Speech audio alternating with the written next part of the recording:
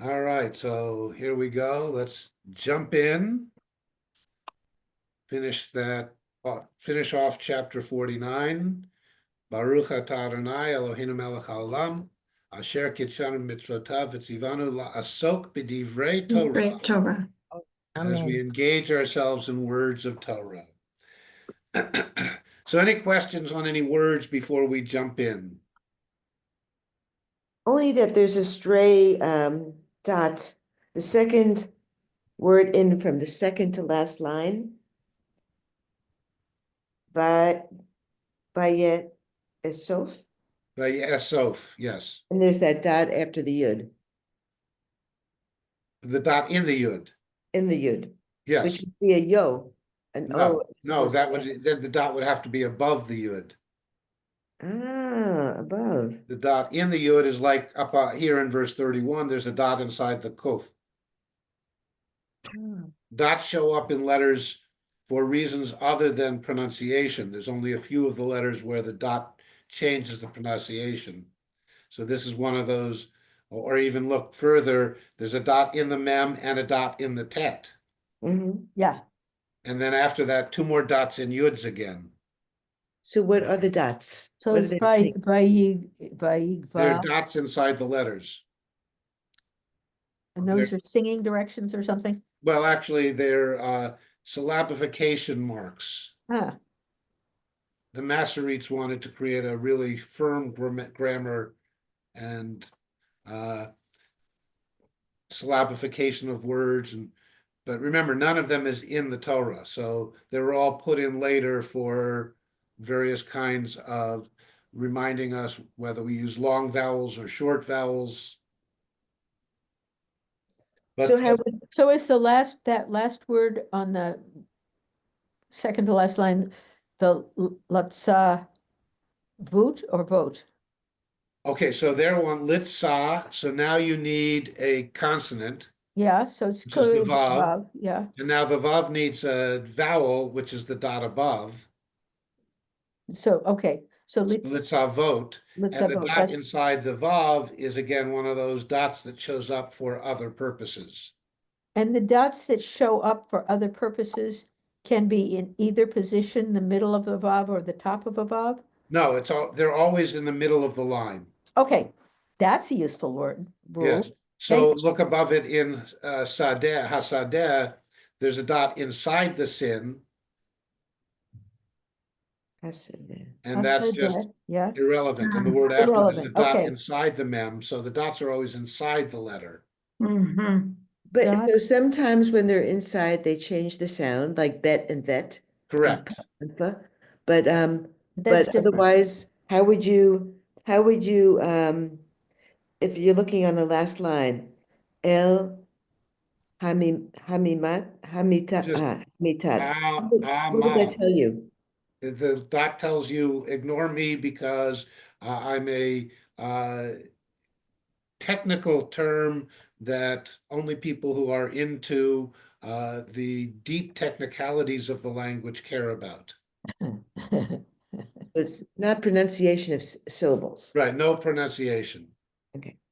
But the dot tells you that the vowel under the ayin is a short, whereas the vowel under the mem is a long. And again, those are technical terms for long vowels and short vowels. And then we have half vowels, like the ones where the shva is attached to them. Unless you care to get into the linguistic study of Hebrew, all you need to do is read it and pronounce it. Is any of Hebrew poetry like Greek poetry go long, short, short, long, short? Hebrew poetry generally does not go, well, biblical Hebrew poetry does not generally go by meter or rhyme, but goes by parallelism. Modern Hebrew poetry does actually go by meter and rhyme, which is causes some problems because Hebrew poetry that was written in Ashkenazic meter and rhyme doesn't actually read correctly in Sephardic. Because that's something to fight about. That's nice. Exactly. Because some of the Ashkenazic Hebrew, modern Hebrew poetry was written for the ah and ah, for example, and the accent on the penultimate, as opposed to Sephardic, which doesn't differentiate between the ah and the ah, and generally accents on the ultimate. Would you like to say that again? So there is a poem that starts with Achat Shtayim Shalosh, but that's the way you read it in Sephardic, and it's not very poetic. But when you read it in the Ashkenazic that it was written, it's Achos Shtayim Shalosh, and you can hear the meter then in that way. Mm. But in any case, biblical, you don't have to worry about it. So we finally finish off the I have a blessings. question. Yes, How do you yes. pronounce the word cave? Oh, okay. So we're dealing now with the Ma'ara. And it appears a whole bunch of times. Verse 30. Let me find that. So you've got the Ma'ara. So it should be ba mi'ara, or I kept hearing you say ba ma'ara. So yeah, it would be, it depends on whether it's the cave or cave. Well, how about in the So when cave? it's the cave in 30, it's Bam'ara. And you make just a pause to get from the mem to the ayin. So it's not Bam'ara, but Bam'ara. And when you're reading it fast, to make that jump, or Hama'ara, to make that jump from the mem to the ayin, you may lengthen your shva a little bit. So it sounds like Hama'ara, but it's Hama'ara. But when you're going from to ah, the ahs tend to blend when you hear them. What about the word under 30? Mamre, Mamre. Okay. yeah, that's the name of a place. So how do you know not to put a m in there and it's just the m sound? Because the name of the place is Mamre. You should know that. Yeah, like Leominster, not Leominster. Yeah, or Worcester. I mean, Worcester. There are 2 or 3 places that if you don't come from Massachusetts, you're just hopeless. Yeah, I mean, my favorite is the people up north of here think that their town is called Chelmsford, when it's really Chelmsford. Ah, yeah. Well, and people from Charlestown think it has 3 syllables. They do, Yes. Charlestown. Anyway, Anyway, so Binyamin, our last and least of the 12 sons, no, just the Binyamin youngest, just the youngest. gets this little blessing, so-called blessing. And with all of these, beginning of 49, 49, the blessings of the sons, one could, if one wanted, go into the period of the judges as is reported in Joshua and Judges, as is reported in the Tanakh, and look at the various statements about the tribes and see how that matches up with these blessings. So are these blessings really intended to have been what Jacob sees about his sons, the characters of his sons, the future of his sons, or were they written later to justify the positions of the various tribes and the sons? And remember, it's the positions of the tribes or the sons from the standpoint of the Judah tribe in the south, talking about, for the most part, the tribes in the north, that is, Judah looking at the 10 tribes up north, because Shimon has been scattered among Judah, and Levi has been scattered among Judah. So one could look at the tribe of Benjamin and Judges and Joshua and Judges, and even into the period of the kings, and see when Benjamin, the tribe, is talked about, what do they talk about, and how are the descendants of Benjamin, the inhabitants of the Benjaminite tribal area reported, and relate that to that. We're not doing any of that. We're just looking at for the words at this point and finish off the blessings already. Binyamin ze'ev yitraf baboker yochal ad v'la erev yichalek shalal. Again, there's a parallelism of the praying with an E upon others that the tribe of Benjamin has seen, contrasting what it does in the morning and what it does in the evening and how it relates to that which it has preyed upon. Zozeev is a wolf. Yitraf comes from that same Hebrew word, taraf, treif, which again doesn't mean non-kosher, it means roadkill, means torn by beasts, and therefore not available to food. It's only good, Rocky, close your ears, it's only good for dog food. He's sleeping. So the Torah actually says, if you come across one of your animals that's been torn by wild beasts, you cannot eat it, but you can throw it to your dogs. So is a ze'ev yitraf baboker. So it's a wolf that tears apart in the morning. Yochal ad, and eats, literally eats up to. And there's no up to what. Are you So doing that just- word by word? Yes, so ze'ev Yeah, yitraf, a wolf that tears apart, that preys upon, baboker, in the morning. Yochal ad, eating up to, or it will eat up to. So in other words, eat up till it's finished tearing it apart and devouring it. And then in the evening, v'la erev, and to the evening, yichalek shalal, divides up the booty, the spoils. Shalal is the spoils. So eats until it's gorged itself, and then just divides up all of the spoils of whatever it was that it attacked, that it tore apart. And that's it for Benjamin. Boy, would I want a blessing like that from my father. Well, it's kind of nice that he shares with other people.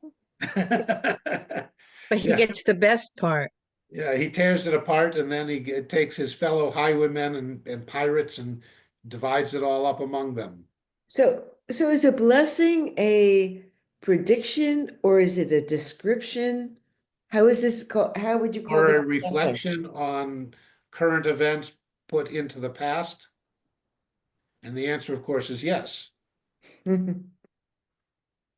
If you read this as the words of Jacob literally, that were recorded when Jacob said it to his 12 sons on his deathbed, then this is his, in a sense, prediction for what they will be like in the future based on their character now.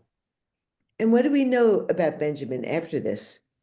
Well, there's, the tribe of Benjamin has a little bit of some stuff in later writings.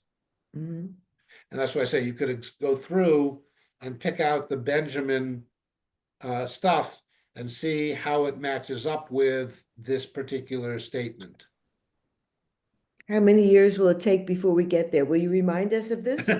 When we get to Joshua and Judges and Kings, oh, probably in the next lifetime.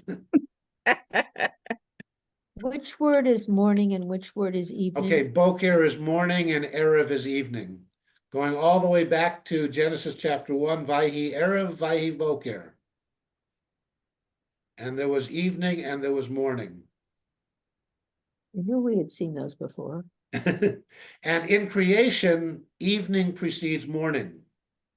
In the blessing, morning precedes evening. In Oh, our, you say good morning, you say Boker Tov, right? right, and It's good Erev evening, Tov. you say Erev Tov. Erev Tov, yeah. And good night, you say Lila Tov. I like Lila Tove. I like the way it It sounds. sounds Yeah. like dancing, doesn't it? Yes. And we know that they're talking about good night and not about a girl, because that would otherwise would be Lila Tova. Lila is good.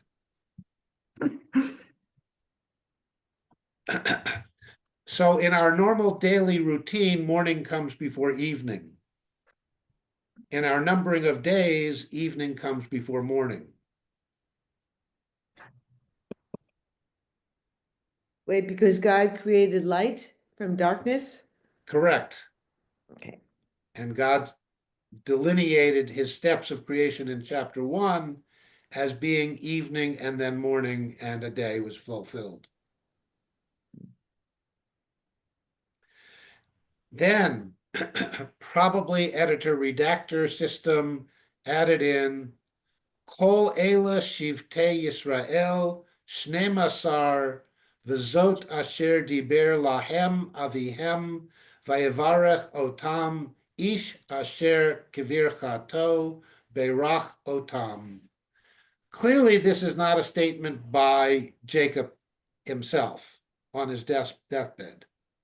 This would be a parenthetical statement or a concluding statement in the story, perhaps, if it was part of the original story, or would have been a bridge to get us to the other story that was joined into this, which is verse 29.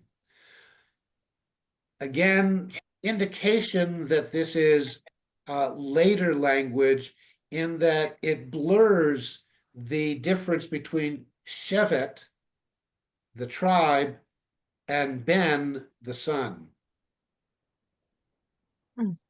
So, Kol Ela Shivtei Yisrael, all of these are the tribes of Israel.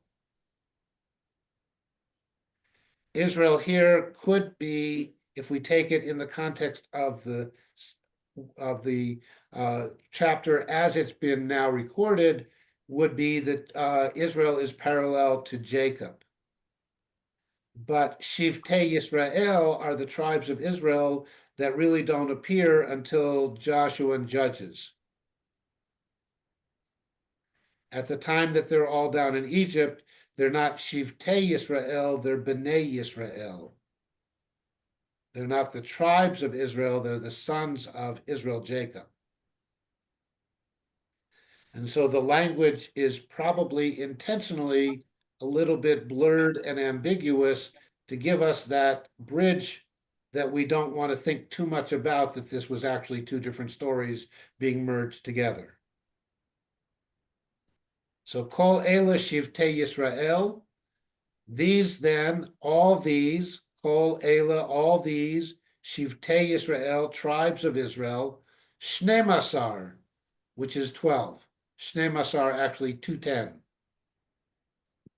Snayim 2, Eser 10. Shnemasar 210, 12. V'zot, and this, Asher Diber Lahem, that said to them, Avihem, their father. So this then places the statements as statements by Jacob, the father of the 12 sons, except that, as we've seen, the 12 sons and the 12 tribes list don't totally match each other. So this is a statement by the later author that these 12 sons actually became the 12 tribes, which they don't. We've talked about that before. So Vayevarech Otam, and he blessed them. Ish, literally a man. Asher Kavirchato, that is, and we can really actually translate Ish as each, rather than a man.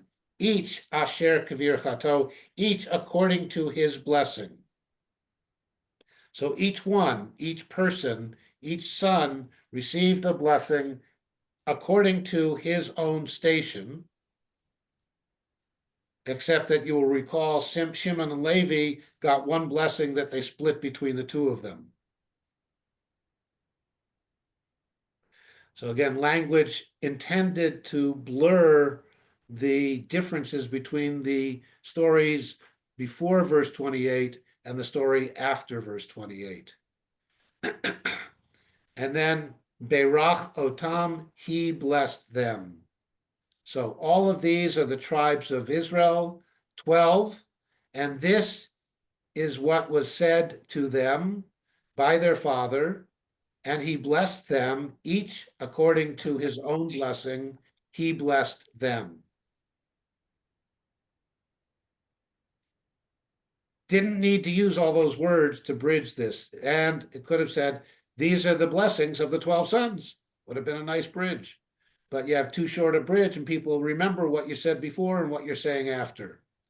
You do it in 3 lines, and people forget where you left off and where you're picking up again. So very repetitive language, which again might have been intentional to do that. According to the rabbis, when there's extraneous language, it's to teach us something extra. And so there are midrashim about why we keep getting bracha, the word, multiple times within this one verse. But moving on, moving back. Moving back to now, Jacob is with his son Joseph and his grandsons Ephraim and Manasseh. He's finished that blessing. They've had the little confrontation between father and son about who to put what hand on, and it's all done. And Jacob finishes all of that. Vayitzav otam, and he commanded them. Again, very interesting. Who is the them? If we read this following verse 27, the them is the 12 sons. If we read this following where we left off with Ephraim and Manasseh, the them is Joseph, Ephraim, and Manasseh. So Ve'itzav otam, he commanded them. And so verse 29, again, a nice long verse. Ve'itzav otam, vayomer alehem, ani ne'esaf el ami, kivru oti el avotai, el ham'ara, asher bisdei Ephron hachiti.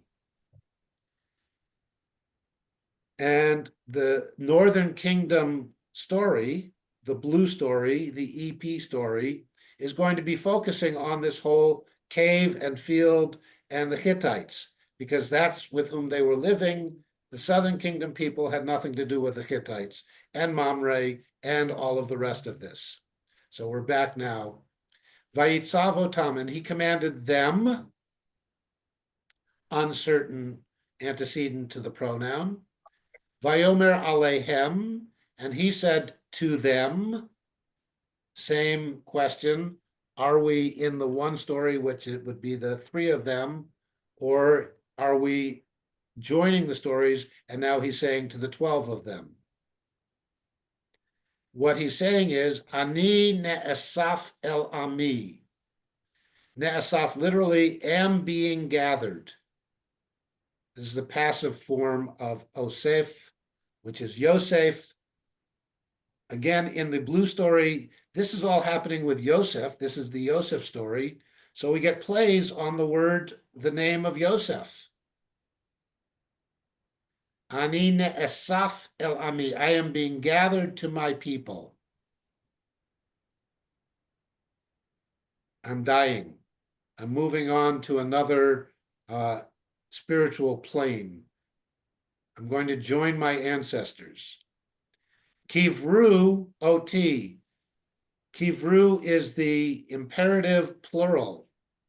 Bury me. He says, don't bury me on the lone prairie. So, bury me, kivru oti, bury me, el avotai, to my fathers. That is, bring me to the burial place of my fathers.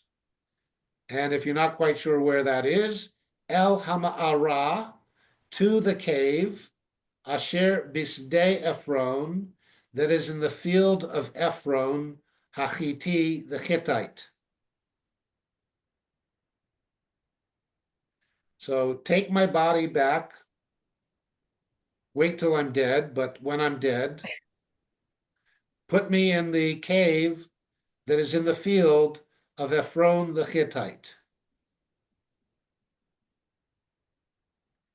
Verse 30, Bam'ara asher bisdei hamachpelah. So in the cave, asher bisdei hamachpelah. So verse 30, Bam'ara asher bisdei hamachpelah, asher al pnei Mamre, be'eretz Canaan, asher kana Avraham, et hasadeh, me'et Ephron hachiti, la'achuzat kaver. We know we got to the end of the verse. Not kever, but kaver. So verse 30. In the cave, Bama'ara, asher bisdei hamachpelah, that is in the field of Machpelah, the name of a place. Asher al pnei Mamre, that is in front of or opposite or next to Mamre. And these are place names that were known to the Northern Kingdom biblical author. And they hearken back to the old Abraham story when Abraham wanted to bury Sarah and went to the Hittites and bought this field with a cave in it. And this is the burial cave. The Eretz Canaan, in the land of Canaan, Asher Kana Avraham, that purchased Avraham, et hasadeh, that Avraham purchased the field, me'et Ephron hachiti, from Ephron the Hittite, la'achuzat kaver, as an inheritance of burying, as a possession of burying. So again, as with the red blessings, one could go through the later stories, the later generations, the later time of the storytelling, and see what was the relationship between the Northern Kingdom and the Hittites. And why are we being reminded that Ephron was a Hittite and that this area near Mamre, in the field of Machpelah, that this cave, that this area, this land was owned outright. The deed for the land was in the possession of Abraham's descendants. So we can read it again from who is being talked to, when is this being written, and for what purpose is it being done. That we keep being reminded this is up in Canaan. This is a specific land area. This was deeded to Abraham and his descendants as an inherited possession from Ephron the Hittite. Or is this Jacob's mind wandering? Because he could simply have said to Joseph and Ephraim and Manasseh, when I'm dead, don't leave me here in Egypt. Bring me back up and bury me in the cave. Here's the deed. Here's the directions. Here's the GPS coordinates. Take me there. But while he's on the subject, he's saying, 31, Shama kavru et Avraham ve'et Sarah, ishto. Shama kavru et Yitzchak ve'et Rivka, ishto. B'shama kavarti et Leah. So Shama there, literally their word, toward there, or indicating a specific endpoint location. There, kavru et Avraham, they buried Avraham, ve'et Sarah ishto, and Sarah his wife, his woman. Shama kavru et Yitzchak, there they buried Yitzchak, ve'et Rivka ishto, and Rivka his woman, his wife. V'shama kavarti et Leah, and there I buried Leah. So now we know Leah didn't come down to Egypt. We knew Rivka didn't come down to Egypt because she died in the field giving birth to Benjamin. But all of a sudden we're told, oh, by the way, Leah died and he buried her there. And we don't have a story to go back to say, oh, when did that happen? Wait, How did that happen? 32. Mikneh hasadeh v'hama'ara asher bo me'et b'nei chet. And mikneh, verse 32, is the same word that we saw before as kana up here. Kana is purchased. Mikneh is a purchase, a possession. So I have the deed. I still have the deed recorded in the Canaanite Hall of Deeds. The purchase of Hasadeh, the field, the Hama'ara, and the cave. So I have possession both of the field and of the cave. Asher bo, that is in it. That is the cave that is in the field. So literally, mikneh, the purchase, hasadeh, of the field, the hama'ara asher bo, and the cave that is in it, that is the field. Me'et b'nei chet, and it was purchased validly from the sons of Chet, that is the Hittites.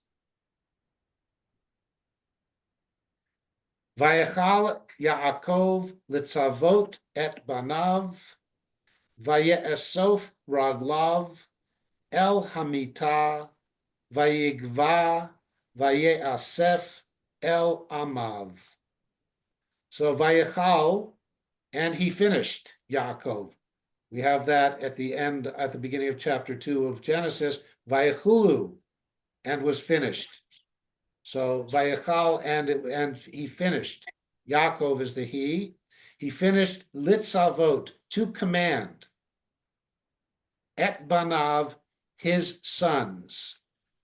Once again, who are his sons in this story? Are they the 12 sons from the other story, or are they the son Yosef and the 2 adopted sons, Ephraim and Manasseh? Or are Ephraim and Manasseh instead of Joseph? No, they were adopted in equal to their uncles.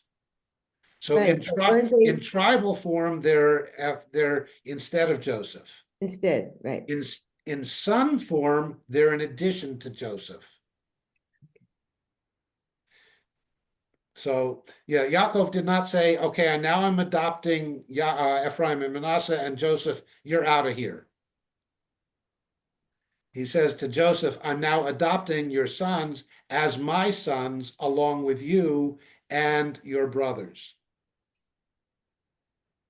But from a property point of view, From did a he property include point of Joseph? view, Yaakov gives to Yosef a double portion, which is then set aside in trust for Ephraim and Manasseh, who will inherit when Yosef is gone. Yeah. But while Yosef is alive, he's the trustee for his sons, who are now treated like brothers. And why did he do that? Because that's what happened to Ephraim and Manasseh in the northern kingdom. Oh, so they had to explain it. Okay, I get it. Where Ephraim and Manasseh become tribal entities. They can only become tribal entities if they're promoted to tribal entity. Where geographically is in the present world is this cave supposed to be? So if you go back to your old maps, Yeah, you'll see actually Mamre. Mamre appears in north of Jerusalem in the southern plains of the northern kingdom. And you'll see Mamre on the maps. Maybe we'll look at that next week. Is that a current, a present geographic area with that name? Well, it's a known area. I'd have to look at a modern map of Israel and see what is at Mamre now. How would you spell that in English? How is that put in? Mamre or Mamrei.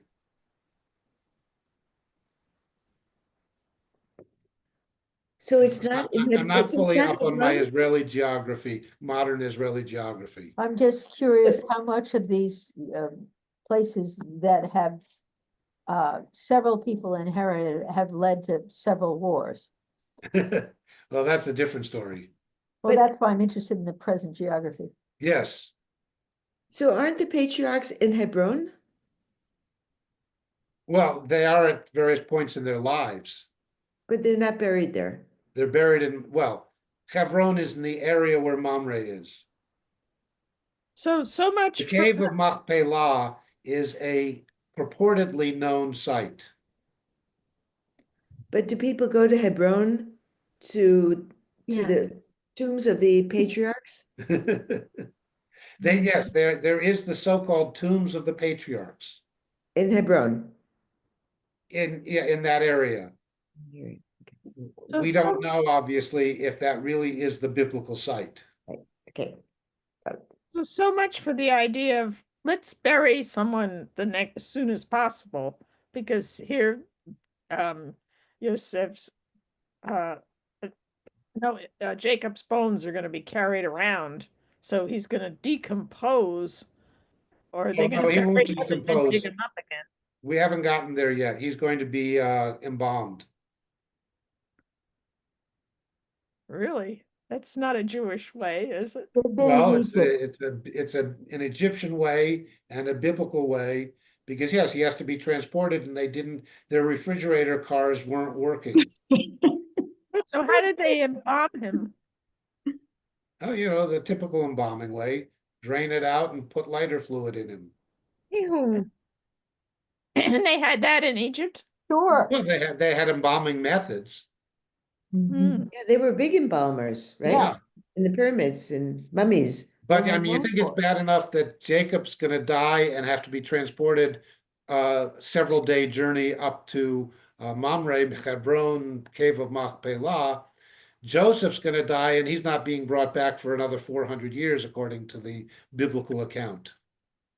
You go back and finish the last line after Joseph. Where Yes.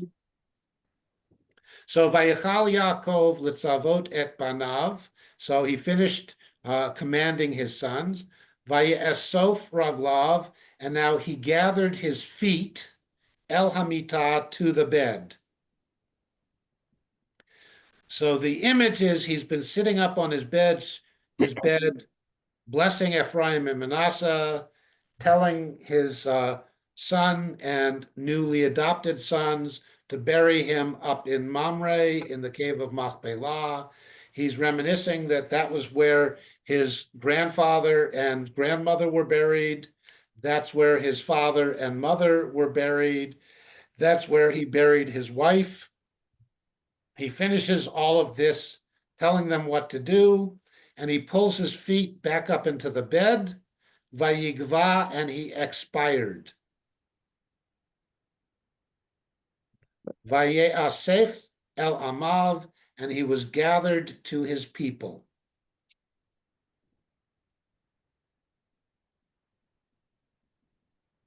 He dies. He finishes talking. He gives out one last breath, which is literally expiring. And he dies. So Hamita is bed, Yamita is bed. and Vayi, Vayigva, expired. He perished. He was no more. He was deceased. He was a former parrot. If we had a Monty Python version of this particular scene.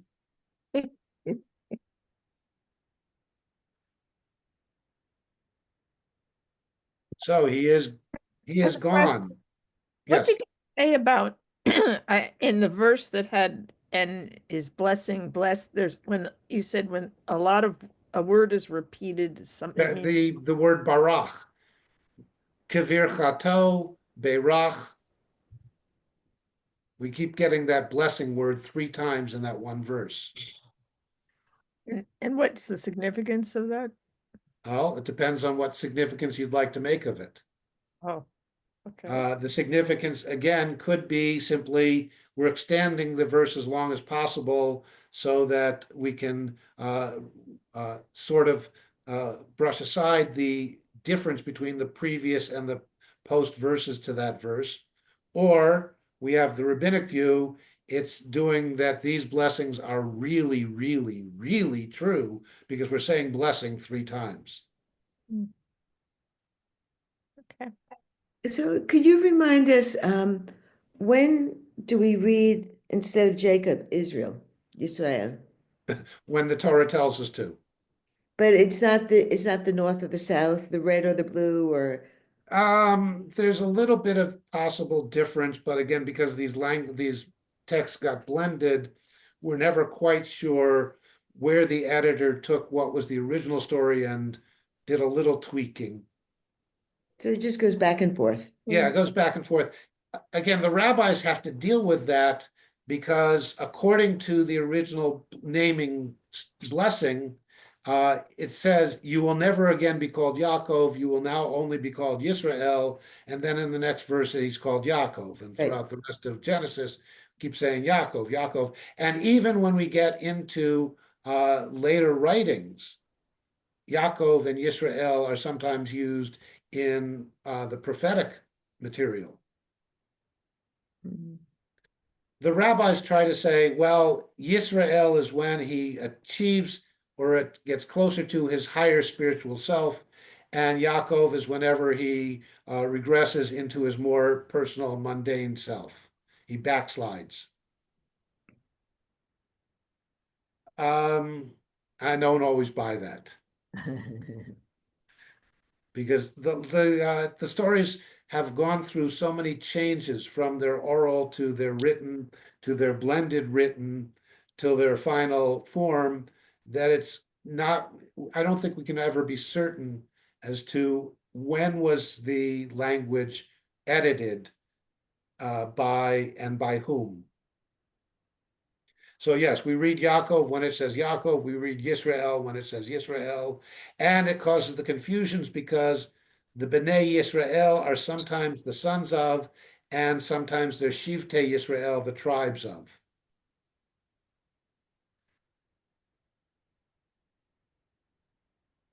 Next week, our last week before the Pesach, Easter, any other holidays you want, blessing, break. Chapter 50. And we're no longer in the bury me up in Machpelah. We're now back in, he's finished blessing the 12 of them. And Vayipol Yosef al Pnei Aviv, Vayevk, Alav, Vayishak Lo. 2. Vayitzav Yosef et Avadav, et Harofim, Lachanot et Aviv, Vayachan tu Harofim et Yisrael. And Rofez, healers, and the healers are embalming. So much for what healing was. 3. Well, Vayimal'u lo arba'im yom, ki ken yimal'u yemei hachanutim, vayivku oto Mitzrayim, shiv'im yom. So this is mourning practices in Egypt. How long it takes to accomplish the embalming process and how long you mourn for a person. 4. Vayavru yemei v'chito vayedaber Yosef el beit paro lemor imna matzati chen be'enechem. And you should begin to recognize this entering into the asking for a favor Matzah chen be'enei, finding favor in the eyes of. So Pharaoh, he's going to say to Pharaoh, Imna matzati chen be'enechem, dabruna be'oznei Pharaoh lemor. 5. Avi ishbiani lemor, hine anochi met, bekivri asher kariti li, be'eretz Canaan, shama tikbereni, ve'ata elena, ve'ekbara et avi, ve'ashuva. And you'll notice when you're reading this and translating, there's no statement of where the burial is going to happen. That was the blue story. 6.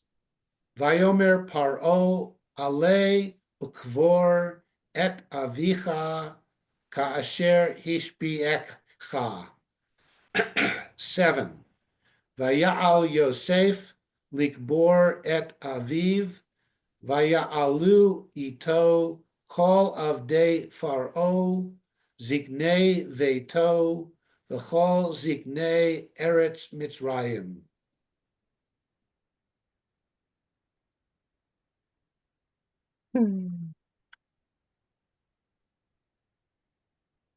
So that's what we have ahead of us. And once Dad is dead and buried, we get to finish the relationship between Joseph and his brothers in Egypt before Joseph dies. And Genesis will end with the patriarchal lineage, the death of Joseph. So even though we don't call Joseph a patriarch, Joseph's story is part of the patriarchal story. Exodus will then begin after Genesis. Exodus will begin with no longer the brother system, but the beginning of the tribal system. So we move from the family to the peoplehood. And that's the jump from Genesis to Exodus that we will pick up in the fall after our summer break. When does the summer break begin? Summer break will begin in June. We'll finish in May, and then June, July, August, we'll have our looking back at another way of seeing the roots of these two Genesis mythologies, these two separate legendary stories. And we'll be going back and looking at the 6 steps of creation in Genesis 1 and the 6 steps that I have discovered in Genesis 2, or I have posited. Of course, it's easy to find 6 steps when you know that's what you're looking for. You can make that last. I made 6 2. steps, but Yes. I think they're fairly logical. So are you saying you're going to have class through the summer? We're going to continue through the summer, but it will be a review for those who were not here 5 years ago and never actually got the opening Genesis chapters, and will also be a intro to the whole process for those who have not been a part but have heard about it and are interested in joining, as summer may be a little bit easier time for people to jump in and not feel like they're in the middle of it, but are starting all over again. So it'll be an intro to those who wish to become a part of this group that will then pick up with Exodus in the fall. I'm thrilled. Be a going review for back to those the who are beginning of- forgetful. Sorry, Catherine. I'm thrilled we're going back to the beginning of